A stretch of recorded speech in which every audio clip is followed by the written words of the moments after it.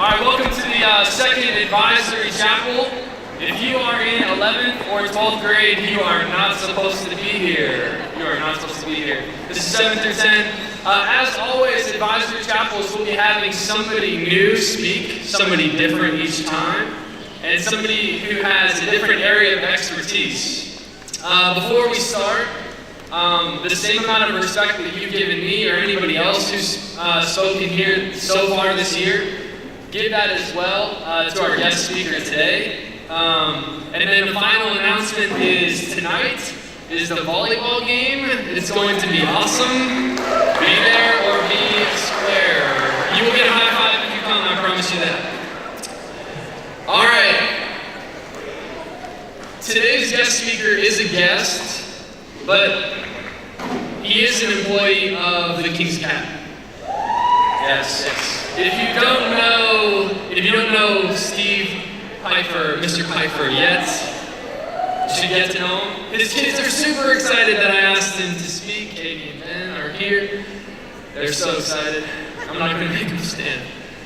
Steve is going to share a little bit of his story. Focus in. Steve is going to share a little bit of his story, and he'll share more in detail. But just to give you a little bit of background on him, he spent a lot of his life, and a lot of his mission in life has been to see problems on earth and to find practical solutions to those problems.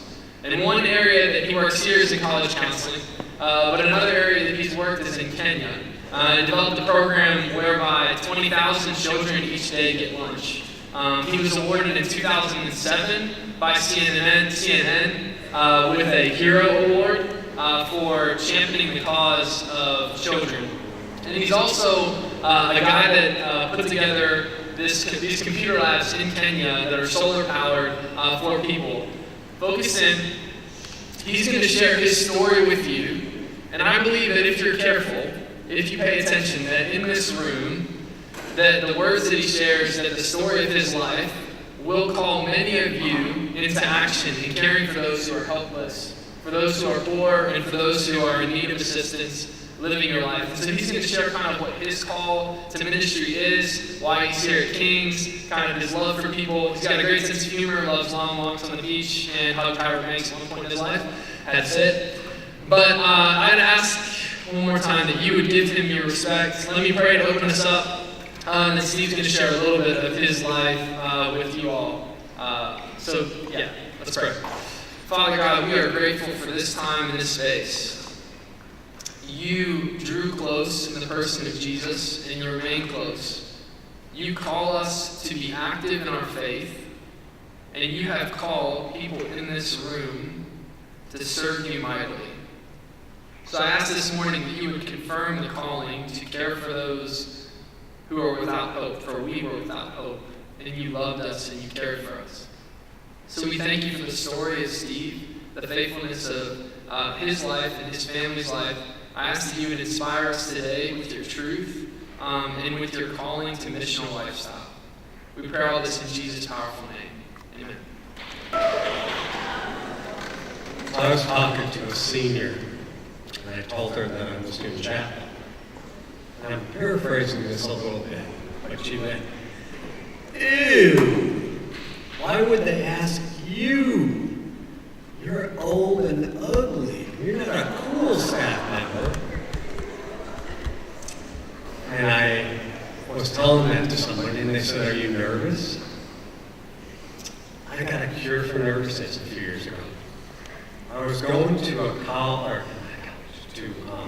school I worked with in Kenya, and driving, and there was a giraffe migration going on.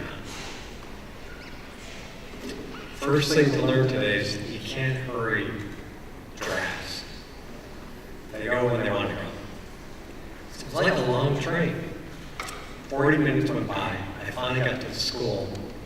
I needed to go to the bathroom. So I went to the headmaster and I said, "May I use your cho?" He goes, "The long drop is there, but I will need to go in there with you with a stick." Now, missionaries used to be cultural imperialists. We wanted everybody to be a white guy from Texas. All cultures are important. So they give you a little speech in missionary school. And you go, why I love your culture and honor our differences. Where I come from, you beat me by yourself. You don't understand. There's a nest of black mambas in there. I've been there with a stick to make sure they don't strike you. So we go in this little room. It's tight enough. I'm feeling his shoulder on my shoulder. And he's going like this. Are you done? Hurry! So now, when somebody asks me, are you nervous? I go, is there something poisonous that might bite me? If they say no, I go, I'm not nervous.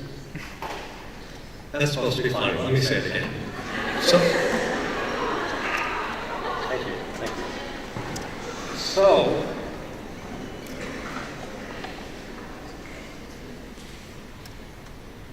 Mr. Kimball asked me to speak on the joys and the responsibilities of being the best looking person at King's Academy. And I was grateful for the opportunity. I mean, no offense, but I am better looking than all of you. And the problem I had was I had 24 hours of notes to share, and Mr. Kimball said I needed to do it in 24 minutes. So I said, well, then what do I talk about? And he goes, I talk about Africa. So I'm happy if you want to schedule an appointment and I can start reading you the notes. And because they're beautiful. I mean, it's like, it's been so great being so good looking. Again, that was a joke. Thank you. So when you go to church, you usually have a preacher that ties points together, right? You know, let's say point A, and at the end they kind of grab it, put it at the end. I'm not a preacher. So I have a story that has nothing to do with anything, but it's kind of funny. I think it's funny, but I thought the first two things were funny and nobody laughed. So probably the odds are with me, but I'll try. When I got the CNN award, I got to go all over the place. I got an invitation to speak in Korea. And I was staying at a $7 a night hotel. And I went to the guy that ran it and I said, do you have a curfew? I want to go to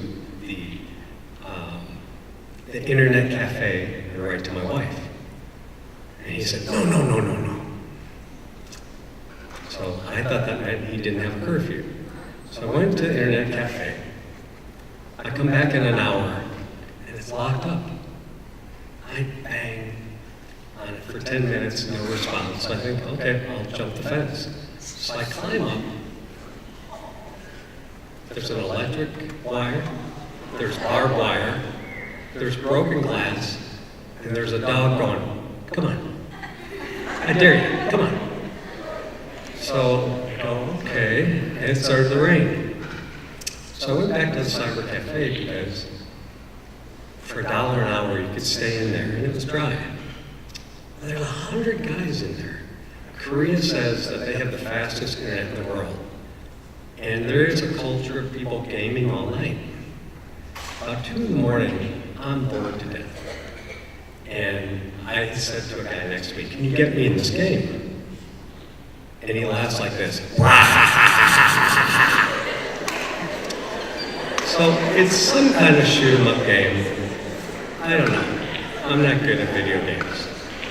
And every time I get shot, like I'm running in the game, and every time I get shot, you hear people going, At one point in the game, I find a bazooka. I'm going to shoot somebody in the head, right? But instead of going like this, I don't know what I'm doing. And I throw it behind me. It goes. The manager gets on the microphone going, he has gotten the highest score in all of South Korea. So at 5:30 in the morning, people are coming up to me and go, how do you do it? How do you do it? And I said, American skill!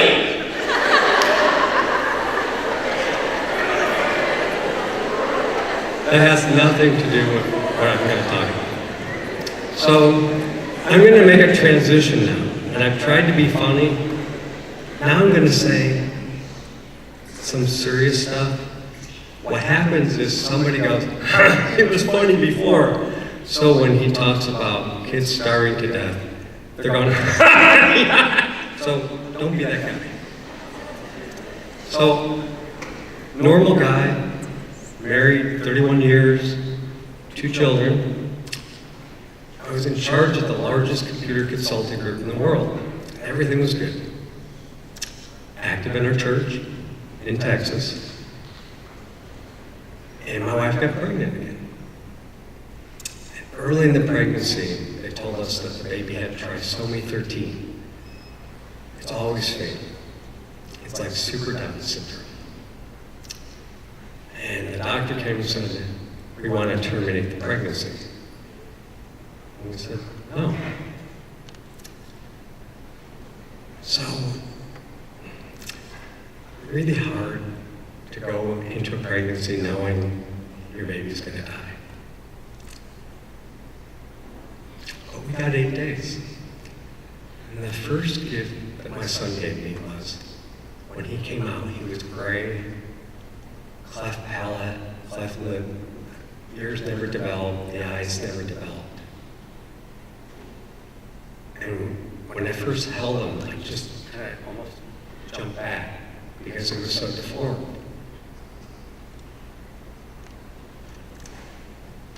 By the end of 8 days, he was beautiful. And that was a gift. The greatest day of my life was the nurses came to me and said, he can't form a suction. So we're going to have to put a tube down his stomach. There's a special bottle you get for trisomy kids, and you squirt them milk in their mouth. They had tried, it hadn't worked, and I said, can I try? Well, all nurses, if you're in nursing school, you have to take a class on 101. And I said, can I try? And they went, we have the best nurses in Texas. You won't take a bottle? Can I try? They give them to me, and he took the whole bottle. I look up, and they're all crying. And my boy knew he only had a couple days, so why waste time with strangers? He would only eat from my wife and me. Didn't get a lot of sleep in those 8 days. And at one point, he's crying, and the nurse says, I need to take him, Steve. I said, I'm afraid if I give him to you, if I let him go, I'll never pick him up again. She goes, let me have him. So I give it to him. She looks at me and goes, he's got a dirty diaper. That's what happens when you haven't slept in 8 days. So the last day, I got to hold him in my arms as he passed away. You're not supposed to bury your children. So it was kind of like, what do we do? I'm praying. In my quiet time, the Lord says, make your wife's dream come true. And I said, I already did that, Lord. I married her. You did it. I didn't say that. Don't medicate, don't tell Mom I said that. It's not true. My wife had always wanted to go to Africa. I never wanted to go to Africa. We decided to volunteer for a year. So we went to Africa, and the last week we were there, there was, this is the smartest kid at the school. Let's applaud her. Anybody's smart enough to be by and talking, that's a high IQ kid. She's going to a good college. So the last week we were there, there was a famine going on. I go to a local school and I bring some food. And all the kids are lying on the ground. And I go to the teacher and go, well, why are they lying on the ground? She goes, It's Thursday. They haven't eaten since Monday. When they sit up straight, they faint. So we came back to the States for a year, and then we returned to Kenya, but we did some research. Dropout rate in Kenyan schools was 50%. Most Kenyan kids only ate one meal a day. So we went to a school and said, we provide the food, will you cook it and give it to kids at lunch and not charge them? Oh yeah. So first term comes, headmaster says, nobody dropped out. 20 extra kids joined the school. Pretty good. Second term, one kid dropped out. His father had AIDS. He was a herdsman, and he had to run the herd. Third term, the headmaster comes to me. He goes, there's a national exam every school has to take. We have been the lowest school in our district for the last 10 years. And he hands me a sheet of paper, and they were number one. The only difference is food. So it caught on. We now feed about 35,000 kids a day. The other part of what we did was being mindful of time, because I've heard that you beat up people that go too late, and I'm old and frail, and I wouldn't last long. So. And kids up there going, it's true. We'll hit you in the throat if you go 1 minute past. So I'm at a school, the headmaster says, I have one book for every 28 kids. My goal is one book for every 14 kids.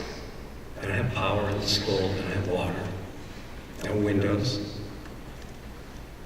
Leave the school kind of depressed. The presidential caravan goes by. By law, you have to step out of your car and stand at attention. He goes by in a new Mercedes. Fine with that. It's a big country. You gotta have a good car. The next 20 cars are new Mercedes. And all of a sudden the lights come on for me, and I realize financial aid to Kenya is never gonna get to these kids. It's gonna go to government people. There's a part of Jesus that was wept, and there's a part of Jesus that went into the temple and tore it up. I like to think driving home and hitting the steering wheel the whole time was a kind of a prayer. But by the time I got home, I had the idea, what happens if we put a computer center at one of these schools? So we bought an old shipping container. They're 2 inches of steel, hard to break into. We brought it to school. We gutted it. We put it in a classroom. Put solar on top, ran solar to car batteries, and car batteries to laptops, and it worked. Kid comes up to me after a year, says, I have a problem. I go, what's your problem? This is a Muslim kid who's lived in a mud hut his whole life, never owned a pair of shoes. He goes, I've got 20 macros in the spreadsheet. When I add the 21st macro, it doesn't work. Can you help me? I said, you know what I did before I came to Africa? He goes, no. I said, I ran the largest computer consulting group in the world. I had 9,000 people working for me. And if I put 2 macros in a spreadsheet, it doesn't work. Get out of here. So exciting, because he was so much better than me. We really caught on. So I had a full-time job in Kenya. They wanted me to be the college counselor. I said, I don't even know what that means. I'm a corporate pig. They said, well, your resume says you've been to 800 colleges.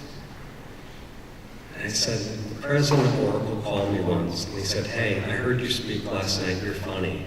He thought so. When we send smart people to speak at technology conferences at colleges, they bore them. So we're going to send you instead. I said, hey, thanks. He goes, I'm not saying they're stupid. Just make them laugh. They think we're nerds. I said, have you ever been to our company? But I got to visit a lot of colleges. So I'm in an American school for missionary kids in Kenya. that's 100 years old, that never had a kid go to an Ivy League school. I go, why not? Administration says, how'd you wake up this morning? Said the monkeys on the roof. Because we're in the middle of nowhere. We try, we're never going to get somebody in. Go, okay. Meet with a kid. Go, why are you applying there? Why don't you apply to Harvard? Oh, we're not good enough. I thought that was a dangerous thing. So I encouraged him. He applied to Harvard. He got in. When they announced it to the school, people are yelling. People are screaming. This little girl comes up to me and goes, anything is possible. She went to Yale a couple years later. When we left Kenya, 6 kids were at Harvard, 6 kids were at Stanford, and the ceiling broke. Cultures can change fast. The biggest thing that happened to us is Ben and Katie. You lose a son, and there's a hole in your heart you can never replace. We went down to an orphanage, and I picked up Ben, and he smiled, and I felt the hole in my heart shrink. Now, Peifers aren't good at making girls. My brother has 3 sons. I had 3 sons. Always wanted a daughter. We didn't have any. That dream died. But I picked up Katie in the orphanage. The dream that died came back to life.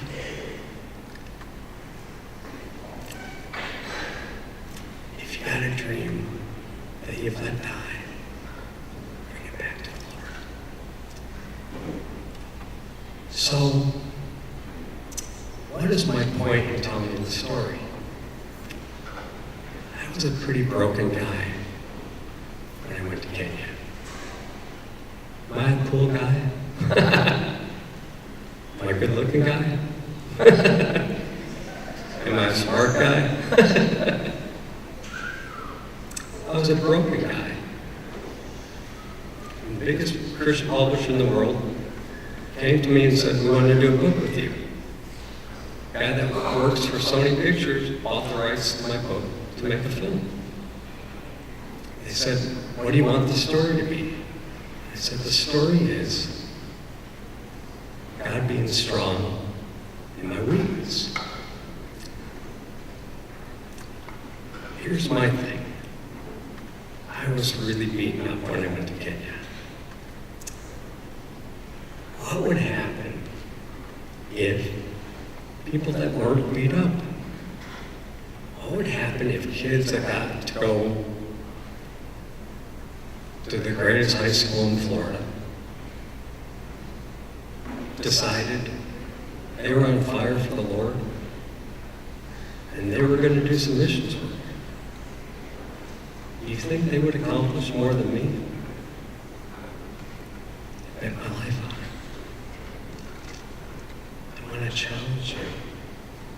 If you're open to the Lord and His calling, you can accomplish great things.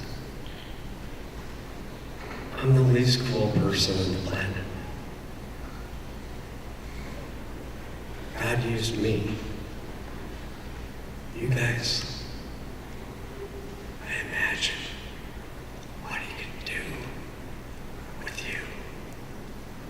And I think you changed the whole world.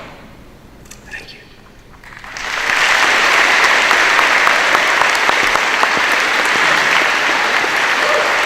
All right, join me in thanking Ms. Peifer.